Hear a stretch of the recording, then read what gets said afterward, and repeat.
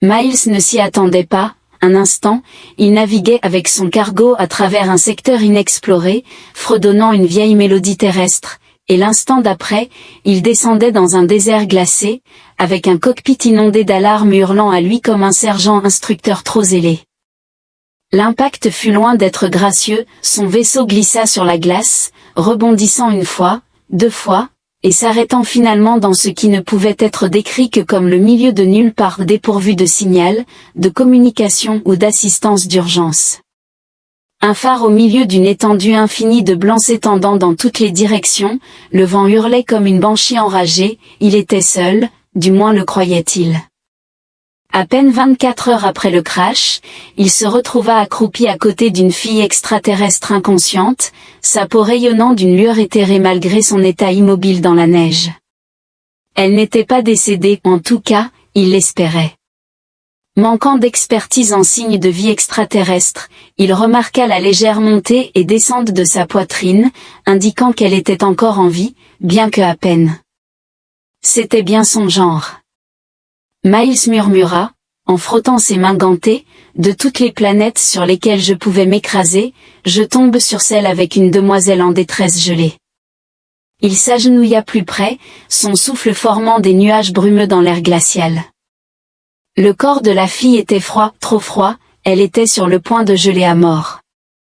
À moins qu'elle ne fasse partie d'une espèce capable de dégeler plus tard, il avait à peine quelques minutes pour agir, ce qui ne lui laissait qu'une seule option. Miles expira profondément en dézippant l'intérieur isolé de sa veste. « J'espère sincèrement que cela n'aura pas de répercussions, » murmura-t-il, tout en la rapprochant prudemment, l'enlaçant de ses bras. Alors qu'il l'enlaçait, elle semblait incroyablement légère, son corps mince et nerveux, mais affichant une immobilité presque surnaturelle. Ses cheveux, ou ce qu'il supposait être des cheveux, étaient soyeux mais étrangement irisés, changeant d'apparence. Au milieu de teintes de violet profond et d'argent, il la manœuvra, se murmurant à lui-même que c'était tout à fait normal, deux étrangers, l'un hypothermique et l'autre tentant d'aider, sans rien de particulier dans la situation. Le vent à l'extérieur s'intensifia, faisant vibrer l'abri de fortune qu'il avait construit avec les débris de son navire. Il avait réussi à rassembler suffisamment de débris dans un petit ravin, les coinçant entre des formations de glace dentelées pour créer un espace qui, bien que toujours atrocement froid, n'était pas entièrement exposé aux éléments. Une petite unité de chauffage bourdonnait doucement à proximité, à peine capable d'atténuer les conditions glaciales. Atmosphère. Miles ajusta sa prise, tentant de transmettre de la chaleur au corps de la fille extraterrestre. Pourquoi était-elle même présente dans cette région désolée? Cette planète était considérée comme inhabitée, un désert glacé à la périphérie de l'espace cartographié. La probabilité de rencontrer un autre être vivant, en particulier un humanoïde, était astronomique, et pourtant, la voici. Son regard erra sur son visage, même dans l'inconscience, elle possédait une qualité saisissante. Ses traits étaient à la fois aigus et délicats, sa peau d'un bleu profond presque luminescent ornée de légères marques argentées le long de ses tempes. Ses oreilles étaient subtilement pointues, et ses lèvres étaient légèrement entr'ouvertes alors qu'elle prenait des respirations superficielles. Il murmura son souhait qu'elle ne se réveille pas et ne panique pas, ou pire, qu'elle ne tente de lui faire du mal, car le destin avait un sens de l'humour cruel. Elle s'agita subtilement au début, avec un mouvement de ses doigts et une légère inspiration, mais ensuite tout son corps se contracta brusquement. Miles n'eut que le temps de réagir lorsque ses yeux s'ouvrirent brusquement, et il se figea. Ses yeux n'étaient pas simplement ouverts, ils irradiaient un violet irisé profond, tourbillonnant de reflets argentés, rappelant des galaxies jumelles enfermées dans du verre. Ils se fixèrent sur lui, grands et sans cligner des yeux, et pendant un instant fugace et angoissant, Miles contempla s'il avait commis une grave erreur. Puis elle communiqua, non pas par des mots ou des discours, mais directement dans sa conscience, « Tuez-lui ».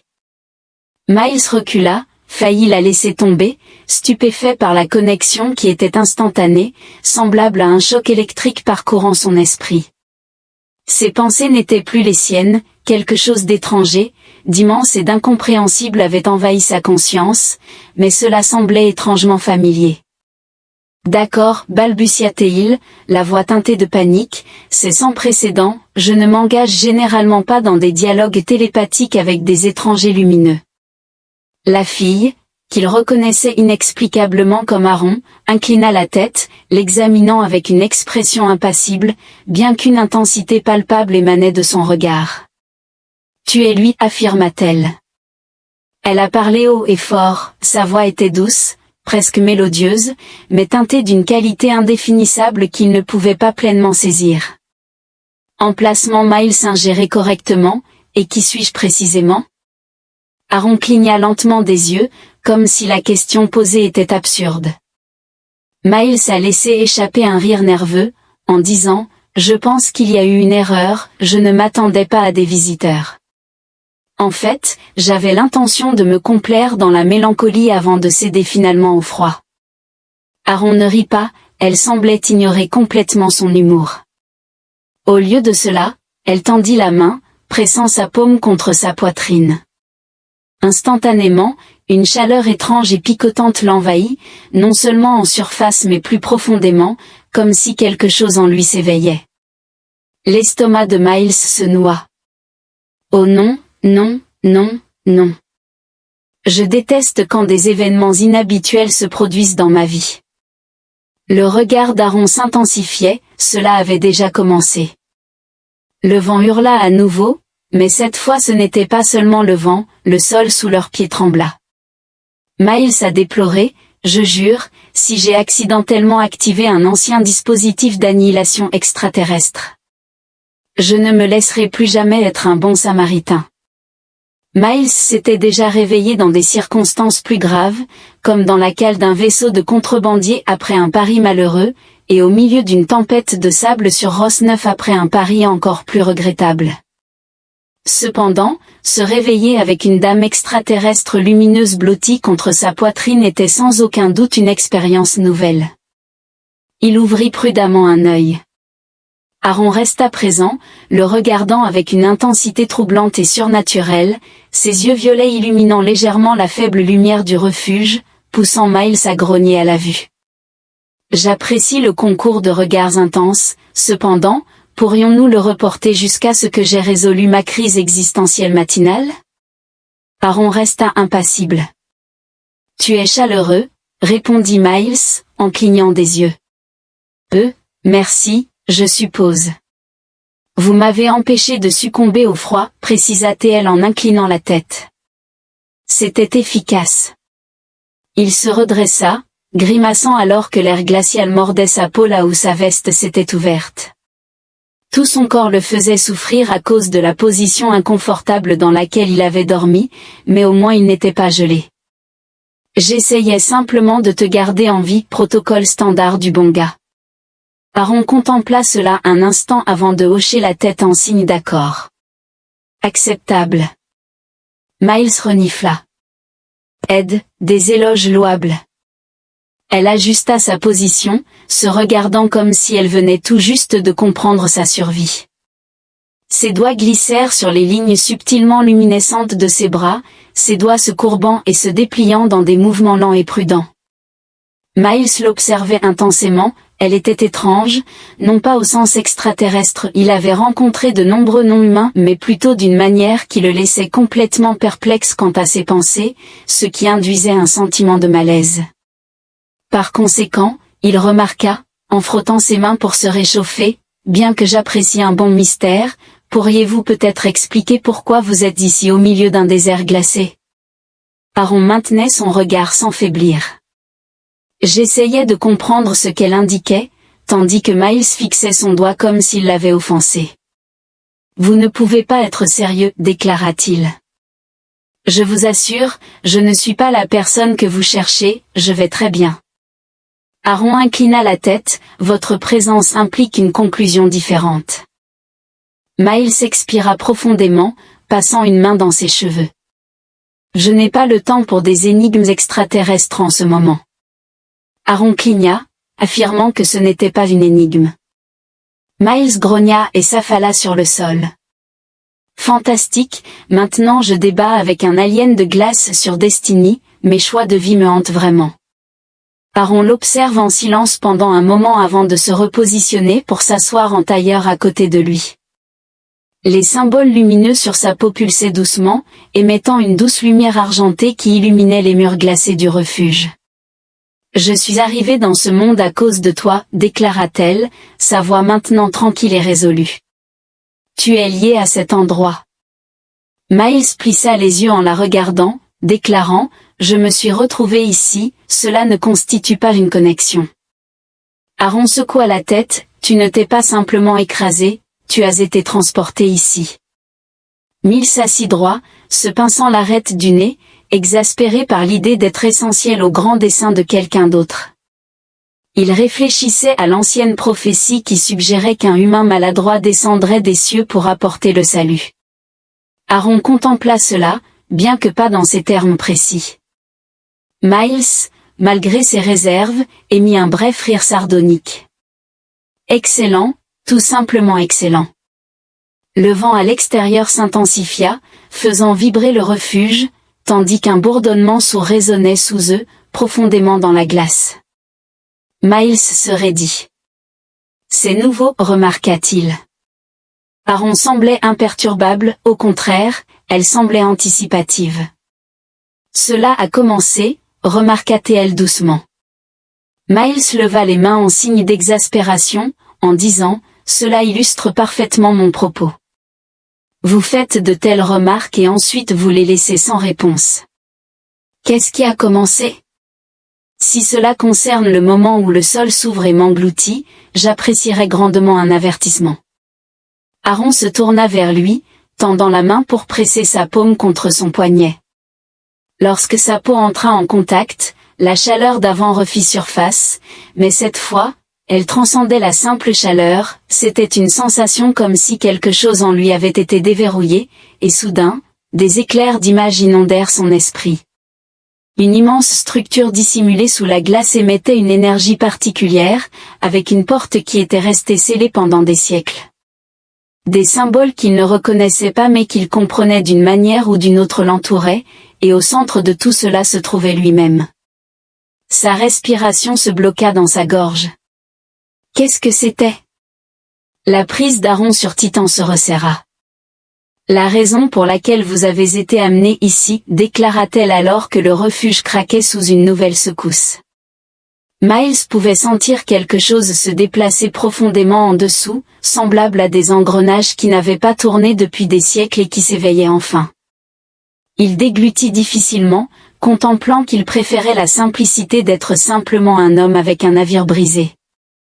Aaron resta silencieuse, son regard lumineux fixé sur quelque chose au-delà des limites du refuge. « Viens, ordonna-t-elle, sa voix résolue. C'est le moment. » Miles hésita, jetant un coup d'œil entre elle et le paysage glacé à l'extérieur, puis poussa un long soupir résigné. « Ouais, bien sûr, pourquoi pas, murmura-t-il. Ce n'est pas comme si les choses pouvaient empirer, n'est-ce pas? » La terre trembla une fois de plus. Miles fit une grimace, ce n'était pas une invitation. Il suivit Aaron dans le désert gelé, naviguant laborieusement dans la neige jusqu'aux genoux avec la maladresse d'un robot de service défaillant. Les bottes de droit crissaient sur la glace, et son souffle formait des nuages denses dans l'air glacial. Alors qu'il s'enfonçait davantage dans l'inconnu, une inquiétude croissante s'installait dans son estomac. Pour clarifier, il haleta, « Vous êtes absolument certain que nous ne nous dirigeons pas directement vers un ancien piège mortel, n'est-ce pas? » Aaron ne regarda pas autour de lui, incertain, Miles leva les mains avec exaspération. La confiance qu'elle dégageait était remarquablement apaisante. Elle se déplaçait avec intention, sa peau radieuse reflétant une douce luminescence argentée sur la glace en dessous.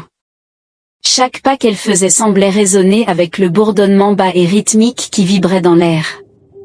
Alors qu'il traversait le terrain gelé, Miles ne se souvenait plus de la première fois qu'il l'avait entendu, mais le son était désormais indéniable, semblable au bourdonnement lointain d'une machine colossale cachée sous la surface. Cette idée le troubla, c'était précisément ainsi que commençaient les récits d'horreur. Une étrange fille extraterrestre attire un imbécile inconscient dans une vieille ruine. 5 minutes plus tard, dévoré par Space Ghost. Aaron. Finalement, ralentissant et se retournant vers lui, elle remarqua, « Tu parles trop quand tu es anxieux. » Miles a ri, « Oh, je parle quand je suis nerveux ?» C'est amusant, étant donné que tu as déblatéré des absurdités cryptiques depuis le moment où tu t'es réveillé. Il imita sa voix, ajoutant une touche théâtrale. Tu es celle, cela a commencé. Accompagne-moi dans cette grotte de glace manifestement hantée. Percevez-vous comment cela pourrait être un signe d'avertissement? Aaron cligna, affirmant que cet endroit n'est pas hanté, et il croit que c'est parce que les fantômes sont un mythe.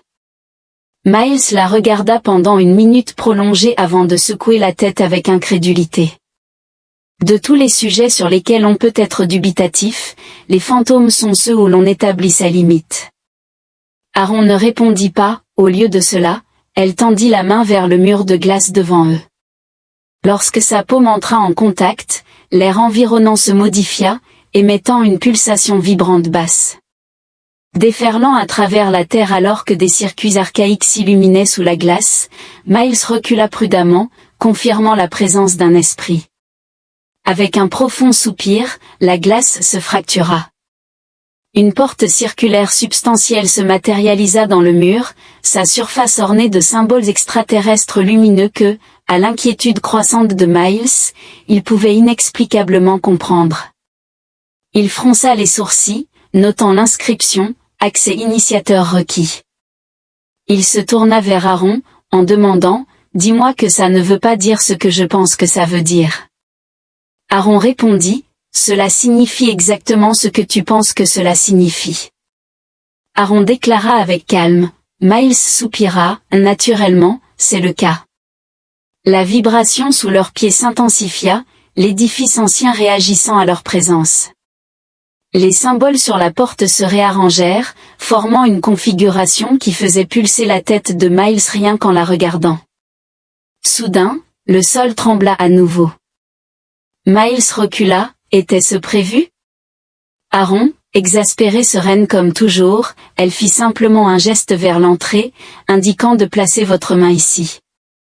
Miles la regarda, puis tourna les yeux vers la porte, et revint à elle, en disant « Tu comprends bien que dans chaque récit, c'est le moment où le protagoniste interagit avec l'artefact ancien et ressent ensuite des regrets, n'est-ce pas ?» Aaron leva un sourcil, demandant s'il existe une alternative. Miles ouvrit la bouche, puis la referma, laissant échapper un soupir prolongé et agacé. « D'accord, mais si je suis électrocuté, maudit ou possédé par un roi extraterrestre mort depuis longtemps, je te hanterai. » Il s'arrêta un instant avant de poser sa paume contre le métal froid, la réponse fut immédiate. Une explosion de lumière aveuglante émana de la porte, parcourant les chemins gravés comme l'électricité traverse un circuit imprimé. Le bourdonnement sous-jacent s'intensifia en un profond vrombissement résonnant, puis la porte glissa, révélant ce qui se trouvait au-delà. L'obscurité n'était pas du type vide, mais plutôt d'une profondeur anticipatoire, comme si quelque chose juste au-delà de la visibilité s'éveillait, l'atmosphère était dense d'électricité, électrisée comme une tempête invisible. Miles avala avec difficulté, en effet, c'était plutôt de mauvais augure. Aaron entra sans hésitation, tandis que Miles hésitait, puis, avec un grognement résigné, il le suivit. Le couloir s'étendait à l'infini, bordé de structures métalliques imposantes bourdonnant faiblement d'une énergie inconnue. De étranges symboles flottaient dans l'air, se déplaçant au fur et à mesure qu'ils passaient. Miles expira lentement. « D'accord, je retire ce que j'ai dit, c'est bien trop high-tech pour être hanté. » Aaron lui lança un regard impassible. Miles ricana, « Ouais, mais je garde quand même les fantômes sur la table. » Ils avancèrent, l'air devenant de plus en plus lourd à chaque pas. Les murs autour d'eux pulsaient doucement comme s'ils réagissaient à leur présence. Au bout du couloir, une plateforme circulaire les attendait, ce qui éveilla immédiatement les soupçons de Miles. « Je parie que je dois me tenir là-dessus, n'est-ce pas, murmura-t-il. Aaron hocha la tête, bien sûr que oui. Avec un soupir lascif, il monta sur la plateforme. Au moment où il le fit, toute la chambre prit vie, d'immenses hologrammes apparurent autour d'eux, baignant la pièce dans des motifs changeants de lumière bleue et violette. Des données filtraient dans l'air dans une langue que Miles reconnaissait et ne reconnaissait pas simultanément. Au centre de tout cela, une nouvelle figure émergea, une projection translucide et imposante de quelque chose de non humain. C'était humanoïde, mais seulement de manière vague, ses membres étaient allongés, ses traits nettement définis, et ses yeux ressemblaient exactement à ceux d'Aaron. La silhouette regarda Miles pendant un moment prolongé avant de parler d'une voix qui lui glaça le sang, initiateur confirmé. Séquence d'activation en cours. Miles devint extrêmement immobile avant de se tourner vers Aaron et d'essayer un sourire forcé. Alors, sur une échelle de 1 à nous sommes foutus, où en sommes-nous actuellement? Aaron croisa son regard avec le sien, et pour la première fois depuis leur rencontre, elle sourit. Miles resta immobile, il désirait bouger, mais son cerveau transmettait des signaux de détresse à chaque muscle, l'incitant à se retirer de l'hologramme extraterrestre lumineux, ancien et potentiellement omnipotent qui venait d'affirmer son implication dans une affaire bien au-delà de sa compréhension. Cependant, ses jambes avaient cessé de répondre, confirmant le début de la séquence d'activation. Les mots résonnaient dans son esprit, amplifiant une sensation de poids dans ses os, comme si toute la planète s'était inclinée pour observer. Miles avala, s'efforçant de garder son calme. Quelqu'un peut-il m'expliquer ce qui se passe avant que je ne m'enfuie? Aaron, debout à côté de lui sur la plateforme, semblait totalement indifférente. En fait, elle arborait à nouveau cette expression impassible, presque sereine, comme si c'était une routine.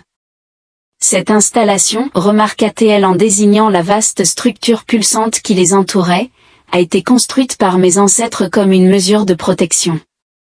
Miles plissa les yeux en scrutant le dispositif de sécurité, s'interrogeant sur son utilité, tandis qu'Aaron restait impassible.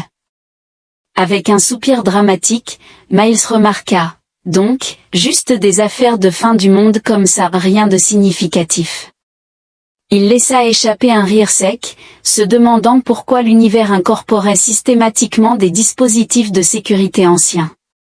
On pourrait supposer qu'une espèce capable de construire de tels mécanismes posséderait l'intelligence pour éviter leur nécessité. Le manque de réaction d'Aaron était irritant. La figure holographique colossale au-dessus d'eux reprit la parole, sa voix profonde et résonnante faisant vibrer l'air.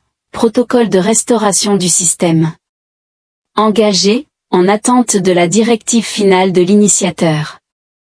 Miles cligna, émettant un ordre final. Il se tourna vers Aaron et dit, « Tu dois l'instruire. » Elle secoua la tête en répondant, « Il ne répondra pas à moi parce que tu es la clé, Miles. » Miles a lamenté, « Je déteste être la clé, puis-je l'échanger contre un bon d'achat ?» Le hologramme persista, imperturbable, l'effondrement planétaire est imminent. Une intervention du système est requise. L'initiateur doit autoriser la stabilisation ou une réinitialisation complète. Miles ouvrit la bouche, la referma, puis la rouvrit alors qu'Aaron respirait doucement. Cette réalité n'est pas juste statique. Le désert est une construction, un dispositif destiné à contenir quelque chose qui échoue depuis longtemps.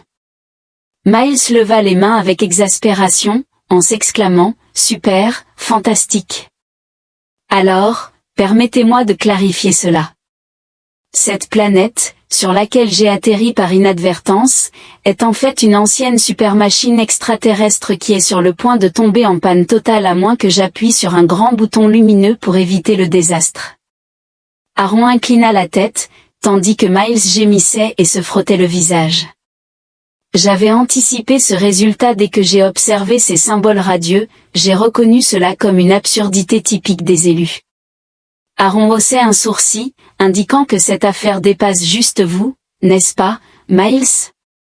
Il soupira, reconnaissant les concepts de responsabilité universelle et de destin.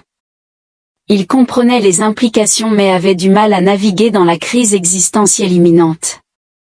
Il contemplait si la stabilité ou une réinitialisation complète était la voie à suivre, cherchant à clarifier sa signification.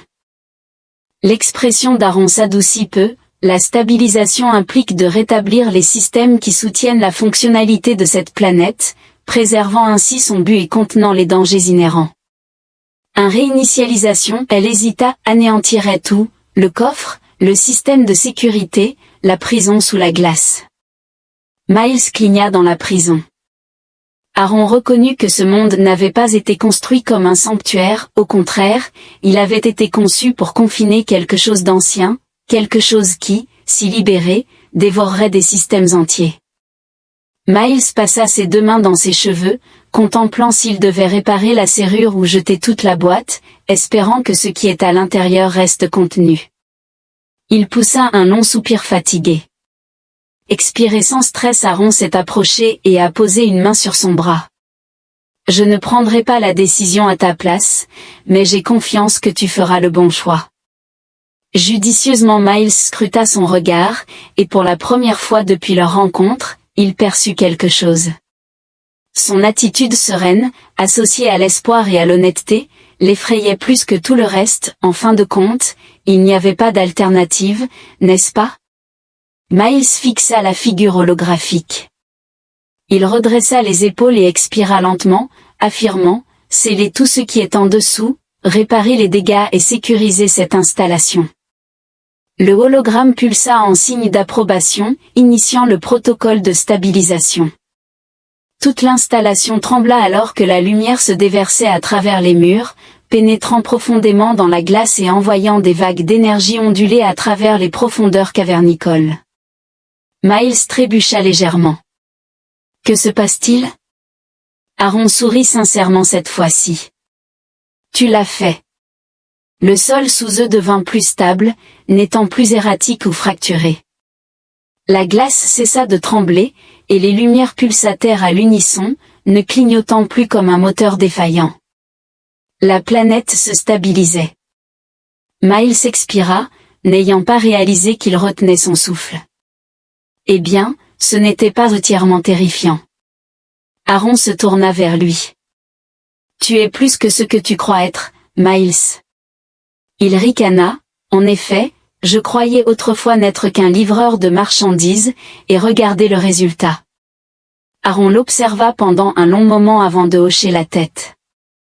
Votre vaisseau ne fonctionnera plus, mais il existe un moyen alternatif de quitter ce monde. Miles cligna, il y a un vaisseau ici? Aaron indiqua un couloir à l'extérieur de la chambre, en exhalant, vous n'auriez pas pu commencer avec cette information.